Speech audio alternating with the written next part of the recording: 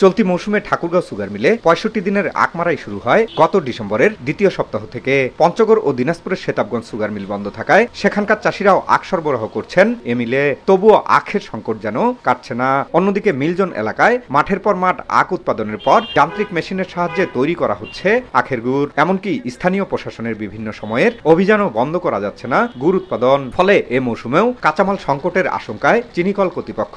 তাদেরকে সতর্ক করেছি, তথাপিও তারা এটা রাতের অন্ধকারে এই কার্যক্রমগুলো পরিচালনা করছে। ইতিমধ্যে দুটি ভ্রাম্যমাণ কোর্ট পরিচালনা করা হয়েছে, সেখানে তাদের জরিমানাও করা হয়েছে। তবে কৃষকের অভিযোগ, কম মূল্যে আখ দিয়েও সময় মতো অর্থ না পাওয়ার পাশাপাশি নানা হয়রানির কারণে বাধ্য হয়ে গুড় উৎপাদন করছেন তারা। আমরা জমিতে নিজের জমিতে আবাদ লাগাই, হয়তো 2-4-5 কাঠা আলু লাগাইতে হয়, ভুট্টা লাগাইতে হয়। ওদের আশা কুশাক থুইলে আমরা কিছু আবাদ করতে পারি না।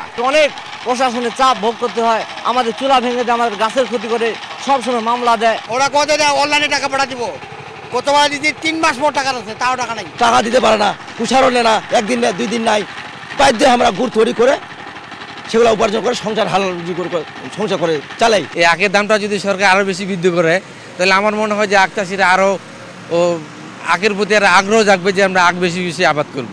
আখের সংগ্রহ ও মূল্য বাড়াতে উদ্যোগ নেওয়ার আশ্বাস চিনিকল কর্তৃপক্ষের। দামের সামঞ্জস্য রেখে আখের মূল্যটা যেন ক্রমান্বয়ে বৃদ্ধি করা যায়, সেটার জন্য আমরা আলোচনা চালাচ্ছি এবং নিশ্চয়ই সরকার এটা অবগত আছে। হয়তো এটা আমরা আশা করছি যে এটা আমরা পজিটিভলি পাবো। ঠাকুরগাঁও সুগার মিলের তথ্য মতে চলতি মারাই মৌসুমে ৮৫,০০০ মেট্রিক টন আখ মারাই করে ৬,২০০ মেট্রিক টন চিনি উৎপাদনের লক্ষ্যমাত্রা নির্ধারণ করা হয়েছে।